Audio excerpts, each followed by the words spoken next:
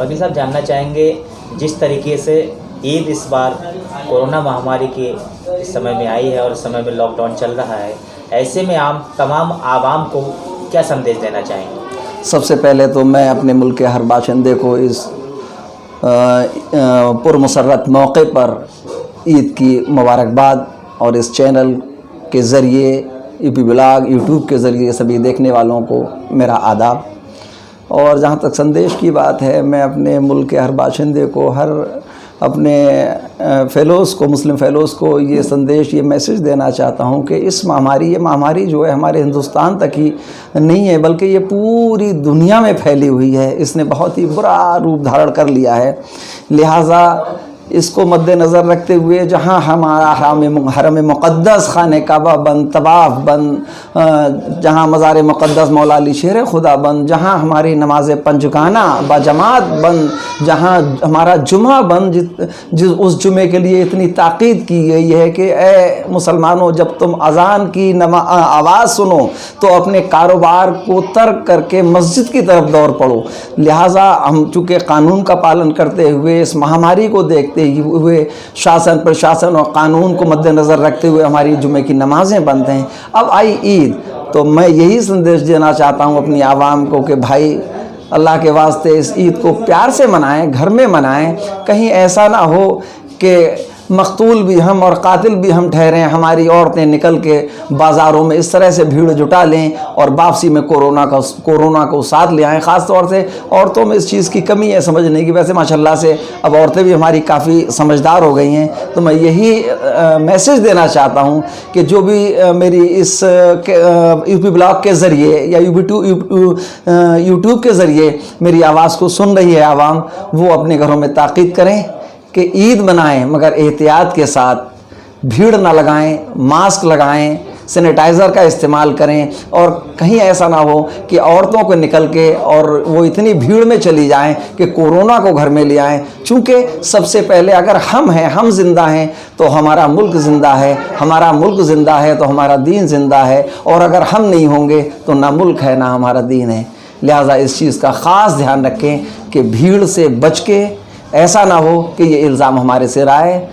तो मैं अपनी तमाम अहले इल्म से, दानिश्वरों से और अपनी बहनों से, अपनी माँओं से, बेटियों से दस्तबस्त अर्ज़ कर रहा हूँ कि अगर हम ज़िंदा हैं तो ईद की खुशी अगले साल फिर मना लेंगे। मनाएं मगर एहतियात के साथ। व आखिर दावाना अल्हम्दुलिल्लाहि रब्बिल आलमीन।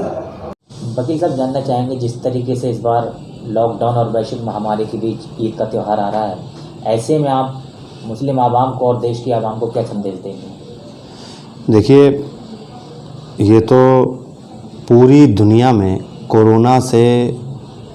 कोरोना महामारी से लोग परेशान हैं और ये किसी को बताने की ज़रूरत नहीं है कि ये बड़ी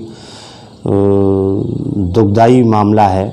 और कोरोना जो है वो एक ऐसी बीमारी है जिसने देश के देश पीछे कर दिए हैं, चाहे अर्थव्यवस्था में हो, चाहे लोगों के अमन चैन सुकून में हो। तो ये बताने की ज़रूरत नहीं है कि कोरोना जैसी बीमारी से बचाव ही एक सबसे बड़ा ज़रिया है।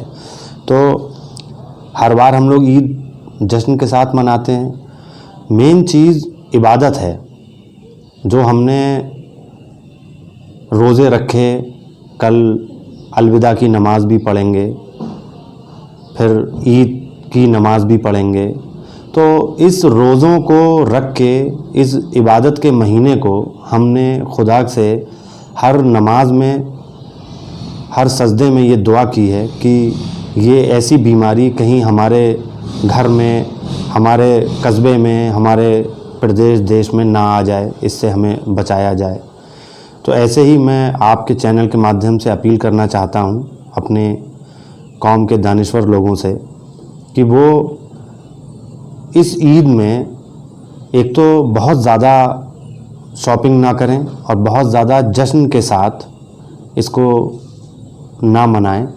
घरों में इबादत करें, घरों में ही जो शासन प्रशासन का आदेश है कि घरों में आप अपनी ईद की नमाज़ पढ़ें, अलविदा की नमाज़ पढ़ें। एक जगह इकट्ठे होंगे तो ये कोरोना संक्रमित बीमारी है, एक दूसरे को लग सकती है।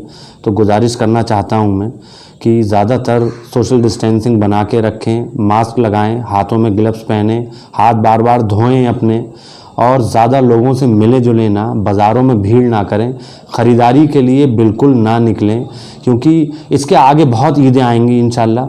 अल्लाह बड़ा रहम करीम है। आपकी इबादत को, आपकी अलविदा की और ईद की नमाज़ को जो आप घरों में पढ़ेंगे उसको अल्लाह कबूल फरमाएगा। और आप घरों में नमाज़ पढ़ें और अल्लाह से दुआ करें कि कोई गलती हो गई है, कोई गुनाह हो गया है तो उसको माफ़ फरमाते हुए इस कोरोना जैसी बीमारी से निजात दिलाए। और पैसे की बड़ी कीमत समझें, काम धंधे बंद हो चुके हैं, लोगों के पास पैसे की बड़ी किल्लत है, लोगों को खाने की, लोगों को दवाई और इलाज तक की दिक्कतें हैं। और हम लोग अगर ऐसे में नए कपड़े पहनेंगे तो सब लोग नहीं कर सकते। हम आप जैसे लोग अगर इस चीज़ में थोड़ा दिखावे को कम कर देंगे तो लोगों को एहसास कम हो जाएगा कि इस बार हमारे यहाँ ईद पे कपड़े नहीं बने, हमने ईद पे जश्न नहीं मनाया। तो इसलिए आप सब लोगों से मेरी गुजारिश है कि एक दूसरे के साथ गले ना मिलें, एक दूसरे के साथ ज़्यादा मिले जुले ना, बाज़ारों में ना जाएं, ख़रीदारी ना करें। माहौल बड़ा ख़राब है, ये बीमारी ऐसी है जिसके लिए शासन प्रशासन ने सख्ती की है। कहीं ऐसा ना हो कि आप लोगों के ख़िलाफ़ कोई शासन प्रशासन की तरफ से कोई कार्रवाई हो जाए, आप लोग कहीं मस्जिदों में इकट्ठे हो जाएं, आप लोग कहीं बाज़ार में इकट्ठे हो जाएं तो कहीं कोई भी मामला हम लोगों की तरफ ना घूम जाए। तो अलविदा की और ईद की आप लोगों को मैं दिल से मुबारकबाद देता हूँ। और साथ में जो मैंने रिक्वेस्ट की है, जो मैंने गुजारिश की है, उस पर तवज्जो चाहता हूँ।